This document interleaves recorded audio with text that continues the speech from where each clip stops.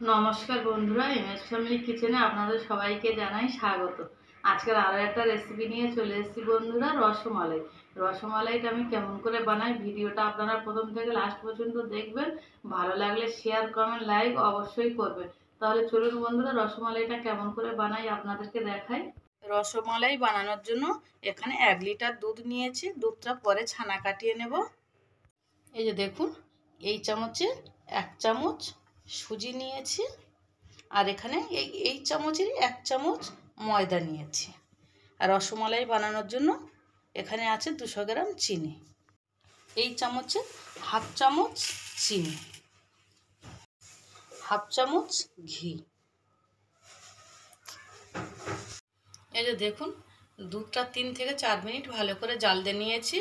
এবারে দিয়ে দেবো ভিনিগার।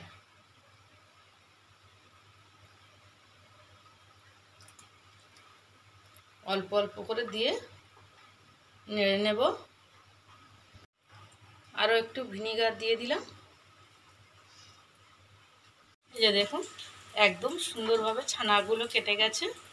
এবারে আমি ভালো করে জল দিয়ে ছানাগুলো ধুয়ে নেব। বন্ধুরা, এই চ্যানেলে আরও সুন্দর সুন্দর রেসিপির লিঙ্ক ডেসক্রিপশান বক্সে দেওয়া আছে। দেখুন, এই ছেঁকনির সাহায্যে ছানাটা আমি 3-4 বার ভালো করে ধুয়ে নিয়েছি, যেহেতু আমি ভিনিগার দিয়ে কাটিয়েছি ওই জন্য। এবার আমি হালকাভাবে চিপে নেব।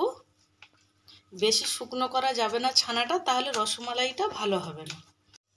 এই যে চিনিটা নিয়েছিলাম চিনির সিরাপ বানানোর জন্য, এখানে চিনিটা হাফ দেব আর হাফ দেব না। এর মধ্যে দিয়ে দিলাম 2টো ফাটানো এলাচ। দেব পরিমাণ মতন জল। এই যে এদিকে চিনির সিরাপটা হতে থাক, আর আমি ওইদিকে ছানাটা সুন্দর করে মেখে নেব। এই যে দেখুন, যে 3টে উপকরণ নিয়েছিলাম, চিনি, সুজি, ঘি, ময়দা, এগুলো সুন্দর করে একসাথে মেখে নেব।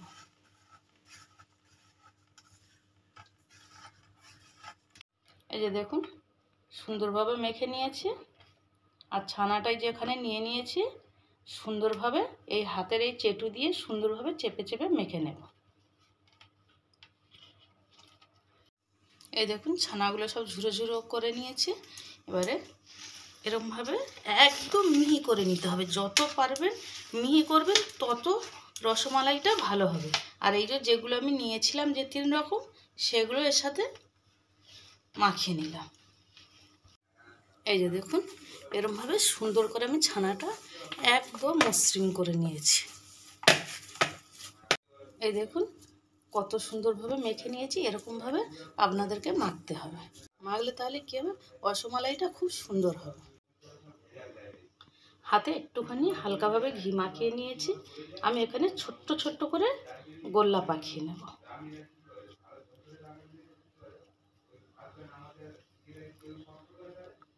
আর যেন কোনো ফাটা টাটা না থাকে। ফাটা থাকলে কিন্তু হবে না রসমালাইটা।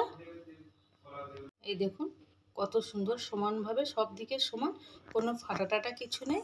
এরমভাবে সব গোল করে নিতে হবে। এরমভাবে আমি এক এক করে সব গোল করে নেব। এই দেখুন, রস টকবক করে ফুটছে। এই যে দেখুন, সুন্দরভাবে গোল গোল পাকিয়ে নিয়েছি। কোনো জায়গায় কোনো চিটটির নেই। এবারে আমি এই রসের মধ্যে দিয়ে দেব।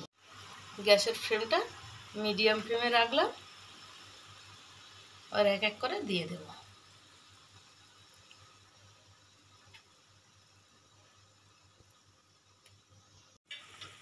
এই যে দেখুন, সবগুলো ভেসে গেছে, আর কত বড় বড় হয়ে গেছে দেখুন।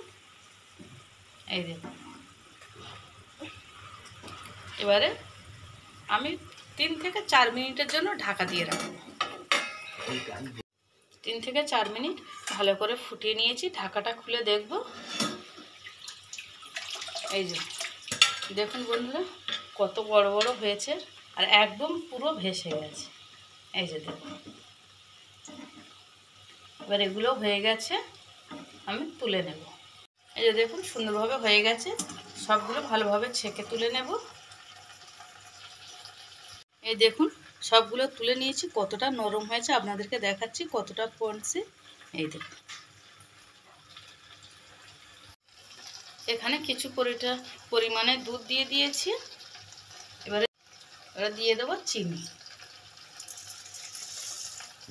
এই দেখুন দুধটা ভালোভাবে ফুটে গেছে, চিনিটাও দিয়েছি আপনাদেরকে দেখালাম। আর এই যে দুধটা 5 থেকে 6 মিনিট ভালো করে ফুটিয়ে নেব, নিয়ে তারপর রসমালাই বানিয়ে নেব। এই যে দেখুন একদম দুধটা ঘন হয়ে গেছে, সুন্দরভাবে ঘন হয়ে গেছে। আপনাদের দেখাচ্ছি দুধটা কতটা ঘন হয়ে গেছে। এবার এর মধ্যে দিয়ে দেবো রসমালাইগুলো। এই যে রসমালাইগুলো দিয়ে দেব, দিয়ে আমি 5 থেকে 6 মিনিট একটু ফুটিয়ে নেব।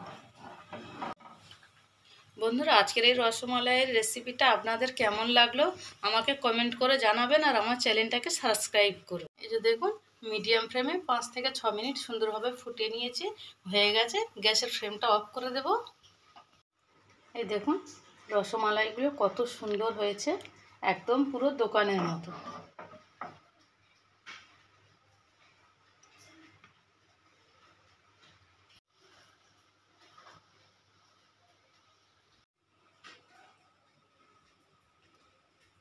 বন্ধুরা এই যে দেখুন রসমালাই পুরো হয়ে গেছে কমপ্লিট।